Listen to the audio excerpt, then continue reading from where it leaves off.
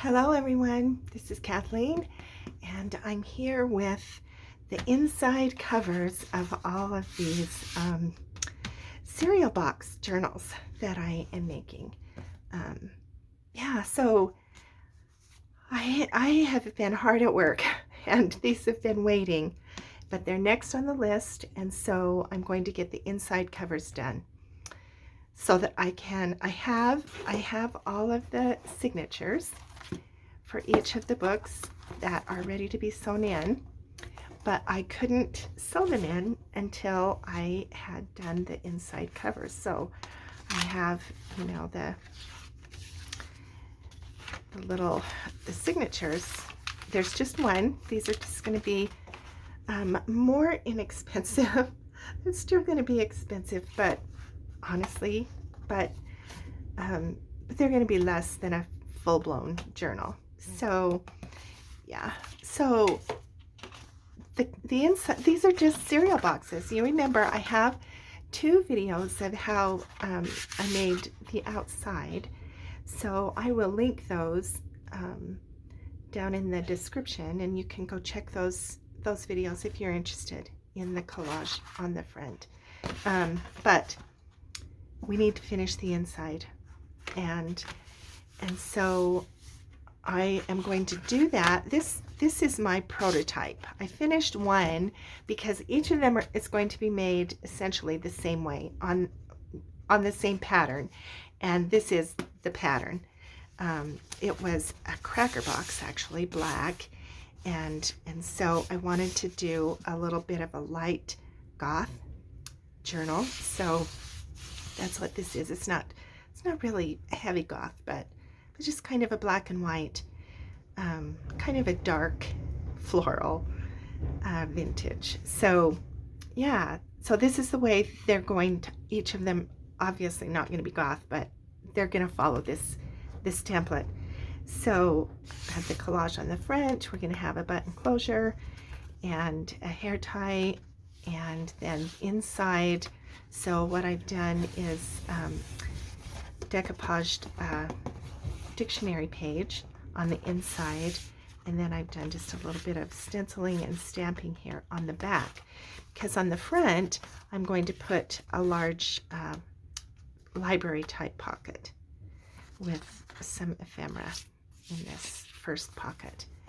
And then I have I've gone through and decorated simply, and I have materials pulled for each of these elements. They're not going to be quite the same as this one.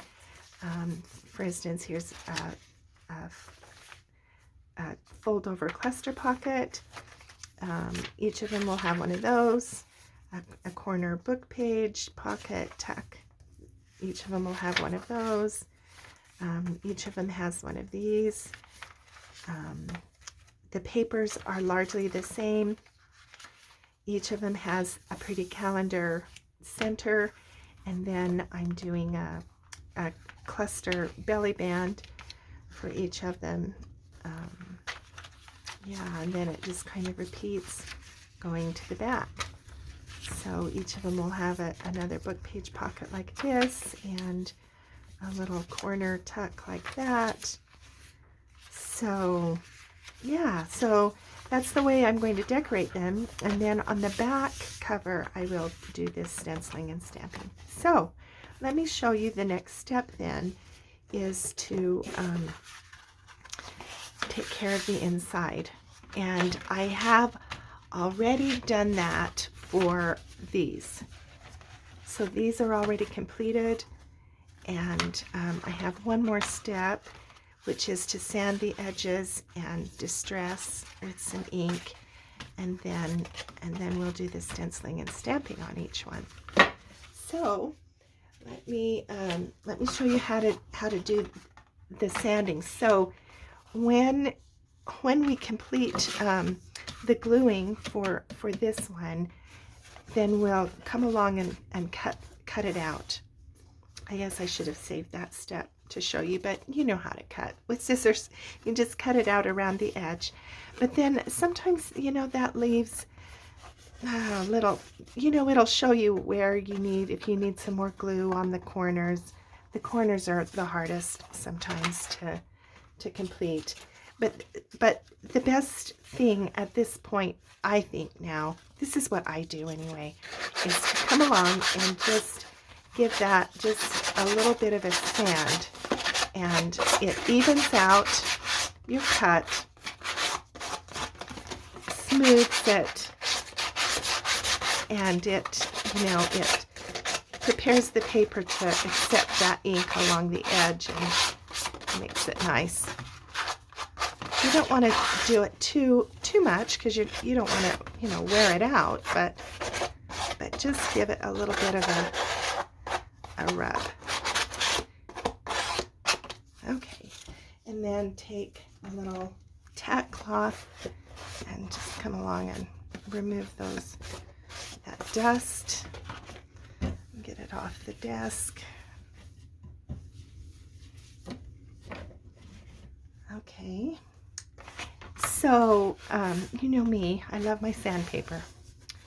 I just think it makes it kind of nice. What it does is it allows me to make a nice defined contour line here around the edge, and I think it just finishes it. So you can see the difference between this side and this. It just seems unfinished to me, so I just want to come along and put just a little bit of an edge on it. Okay. All right, so now that one is done too. Okay, so let me show you how to glue this down. So this is just like regular collage, but honestly, it's a little more complicated because you're doing this whole big sheet. So it sometimes takes just a little bit of practice.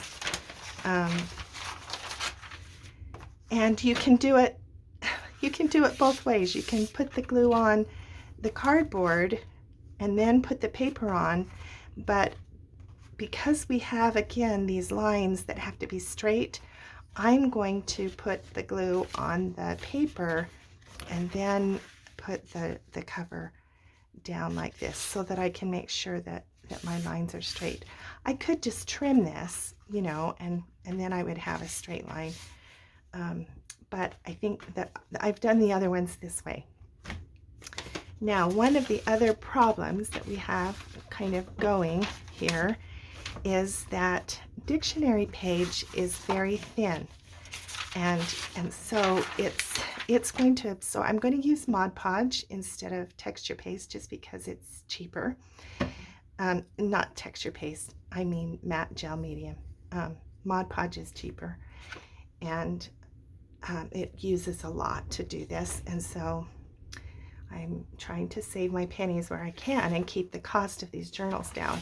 So but it is also more fluid than the matte gel, and so it's going to soak in fast to the paper. That's going to create wrinkles and bubbles. So if you use dictionary page, just experiment a little bit and get some experience before you do, a cover that you love and don't want to ruin. Do some tags, do some, just practice on some trash, because you'll see when I get going the problems that it can cause when you're using big pieces. So one thing that we could do is we could just rip it up into smaller pieces and then put them on, layer them in kind of a mosaic, and that would work. But honestly, I'm just trying to get this project done. Like I say, save time and pennies. So I'm just gonna go for it. But if you want to do this, just be aware that the thinner paper is going to cause you some problems. If you were to use a slightly heavier paper, like designer paper, scrapbook paper, that kind of thing, it will be easier because it will be just a little bit heavy and it won't absorb the glue as fast. So you can get it, get things smoothed down before it starts to warp. Okay, so that said, here we go.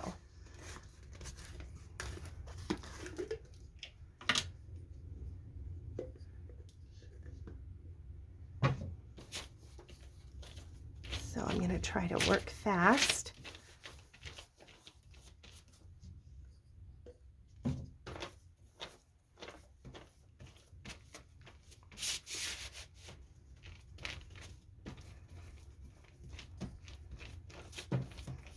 So you can see it warping now. Maybe you can see it. And like I say, the corners are always the tricky part. All right, let me get the cover down there.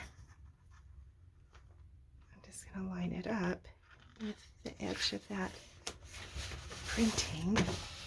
And I'm going to push on it now like this. And then I'm going to turn it over and take my brayer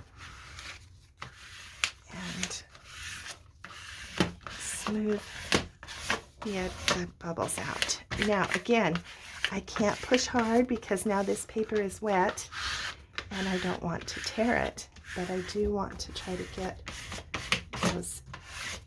all the air bubbles out. Okay, now that I have that out, then I'll take my this sprayer and just roll it off. Okay, that was simple, right? Yeah, it is. It's a simple process, but it just sometimes takes some practice if you're using these large pieces of thin paper. Now, why can't that go on? There we go. Okay. All right. So now that has to dry. So we're just going to rip it up and I will show you now what else is going on. Okay. So now, that paper.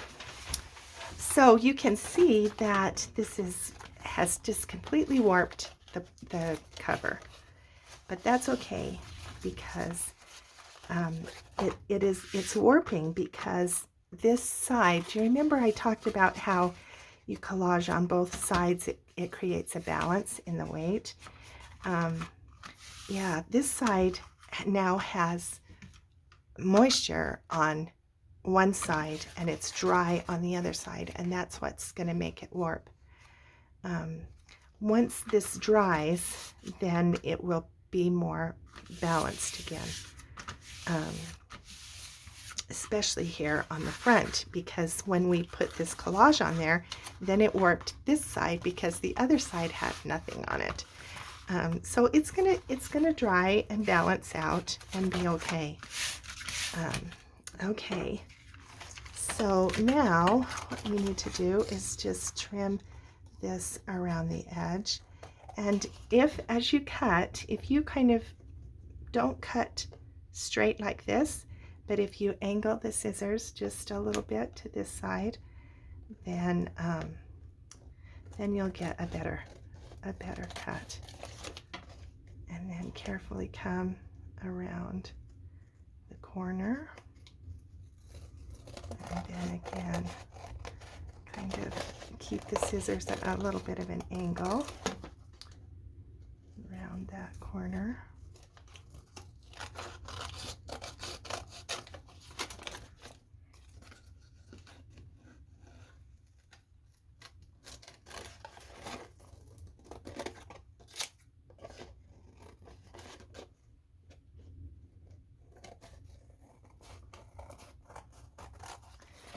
Okay, and finally round that corner. All right, so now you can see what I was talking about earlier. You can kind of tell where you might need some more glue.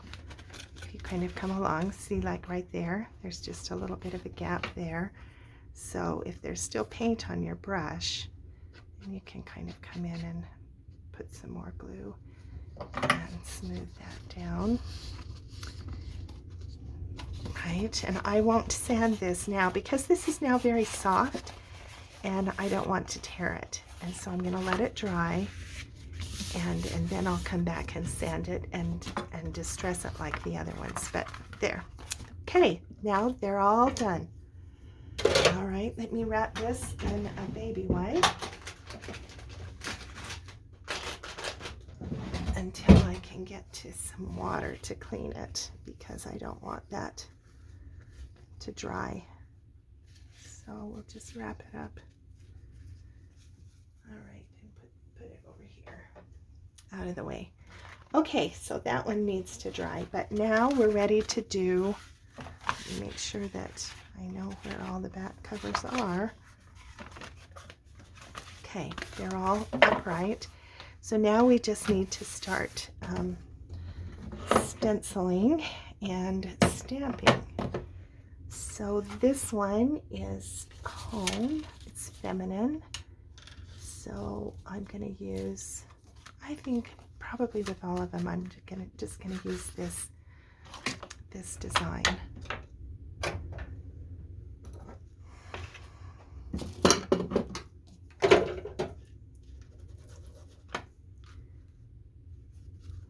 I think we better do it like this so that I know where the edges are.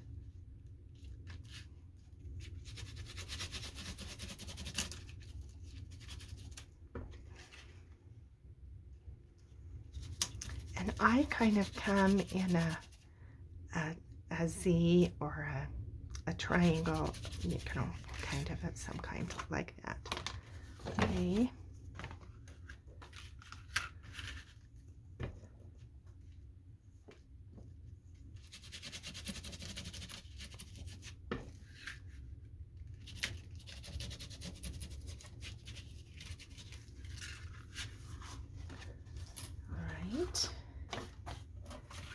Next one.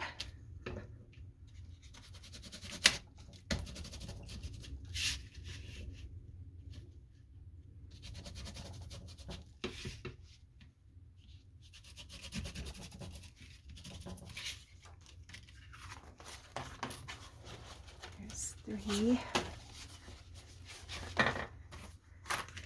So I have 8 of these journals all together.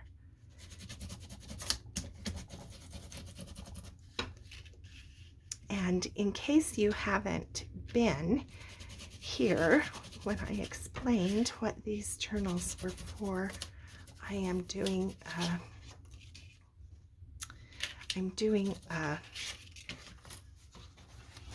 fair, a festival at a living history museum in Santa Fe,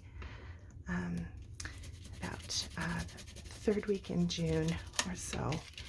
And I have several beautiful journals ready for the show, but I need some that are, well, a couple of things. As I mentioned, I want to have some journals that are true junk journals, just completely recycled stuff, and inexpensive, at least a little more inexpensive than my big books are, so that, you know, the price points for that festival will be a little more accessible for just the people who might be there. All right, now we're going to come along and do some stamping. So we'll first of all do this ampersand.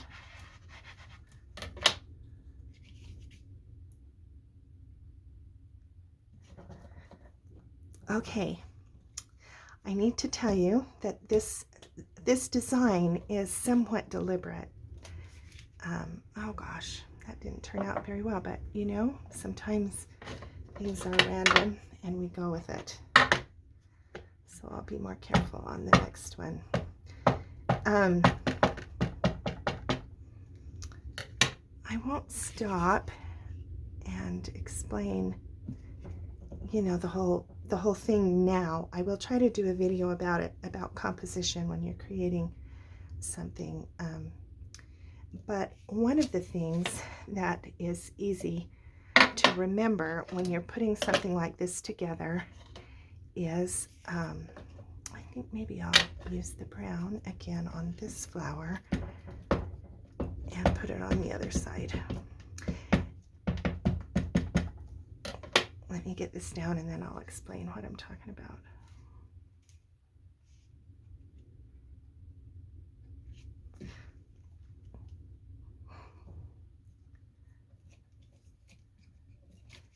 There we go. So the focal point, if there is a grid, if I had a piece of paper and a pencil, let me just tell you about this quick, and then I'll do a video about it. There's a grid for composition that looks like this. It's, you know, 9 squares, and if you put your focal point or your design elements in one of these crossroads, or if you put it in, you know, one of these, if you try to avoid the middle, that's what you want. Okay, so if you can imagine this now superimposed on this, you'll see that all of my elements are either here or at that. See, this makes it nice because there's that cross, those 3 columns, but I've got, you know, things and not anything important right here in the middle, right? So that's one of the principles of composition when you're designing a page.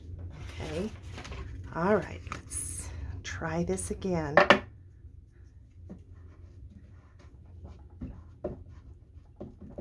I might be running out of this ink.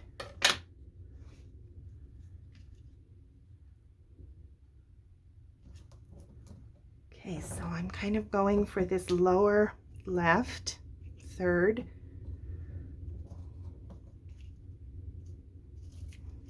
That's a little better. And then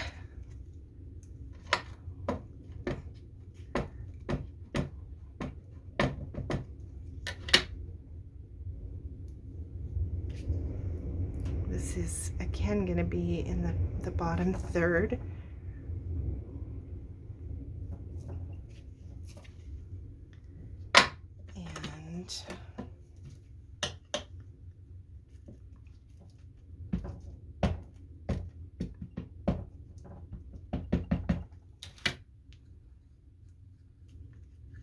And then this is going to be on the right hand third.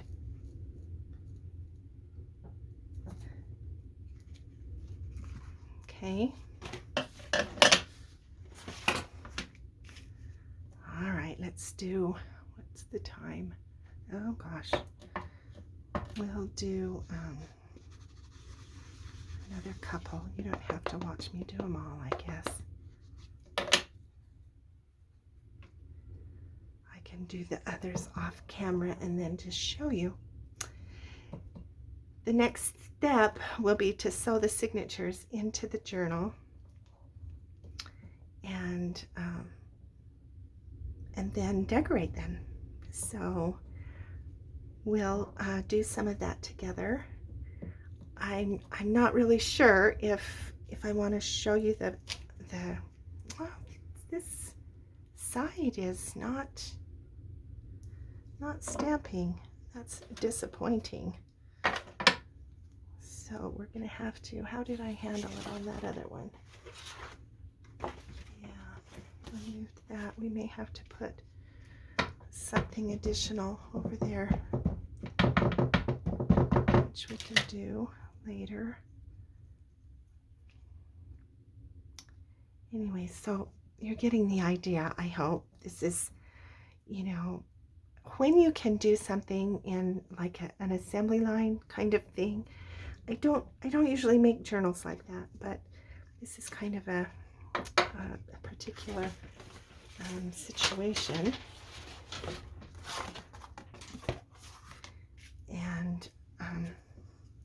it makes it quicker and faster because you've got everything out and you're not, you know, setting stuff up over and over again. So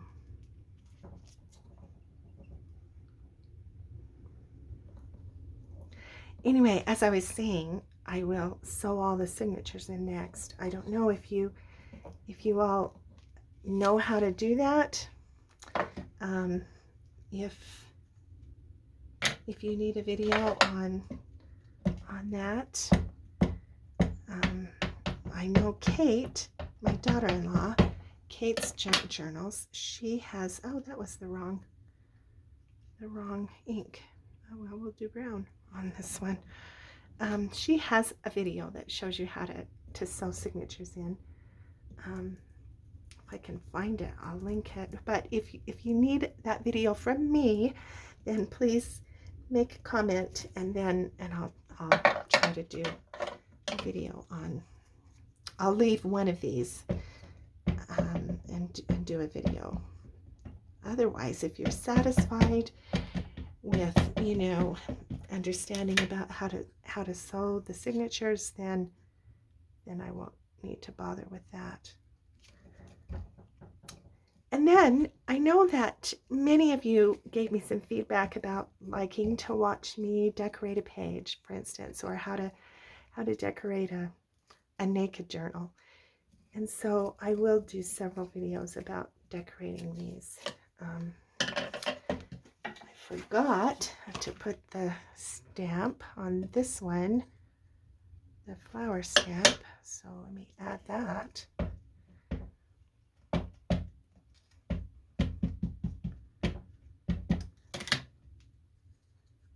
I think we'll put it, nope, we're going to keep it over here on this side. And I will find another little, I don't know, a little squiggly or something to cover that. Or maybe when I lift this, it will be okay. Yeah, I don't know. I think that's okay. It kind of forms a little bit of a triangle, so that looks okay. All right, how many do we have left here? We have two more. Two more is all. Okay. I guess we can finish these. Hope I'm not shaking the camera. I'm just trying to get some juice on this. I think that stamp is finished, that stamp pad.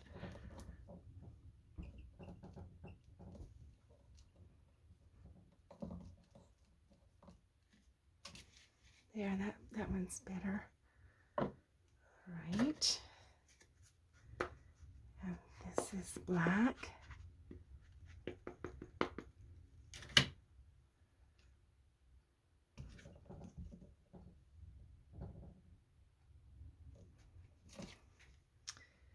And this one is black. I've done some of them black and some of them brown. I guess it doesn't make that much difference.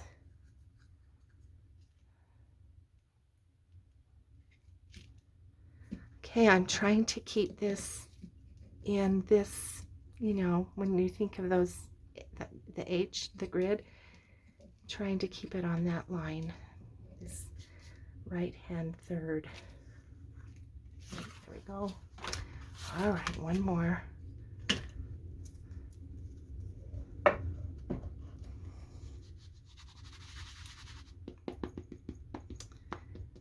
Well, all right, we're almost done. And then I will go away and sew signatures and be ready to decorate. I do have to do an Etsy restock because my journals have sold. I just really appreciate that they have sold. I have actually 12 journals that are finished, and I really want to get some of them up on Etsy. And so here, let me put this away. So next week I may bombard you. I don't know. I apologize for it in advance, but I just really need to get some journals into Etsy, and so I may bombard you like every day with a new journal flip through. Yeah, I completed 2 journals for that challenge with Dear Julie. I completed my design team project for Stacy. That was 3, and now I have a couple more that I've managed to get finished. I don't know if you remember, but I have to the right of me a box of journals that are waiting to be done, and so yeah, that's where I'm drawing these things from. And so I had a steampunk one done, and I had a couple of large oversized journals finished, and so I just need to film them and document them here on the channel. So I hope you can be patient with me while I do that. So expect that next week, although I am going to do another pocket pattern that will go, that'll be after this video. That video will be next, actually, because I have that already filmed. So those are done now and ready. Thank you. Yeah, thanks for spending time with me. It's fun to get this next step finished. So watch for the pocket pattern coming up, and watch for the sewing in of the signatures, and then the decorating. So thanks for being with me, and we will see you again.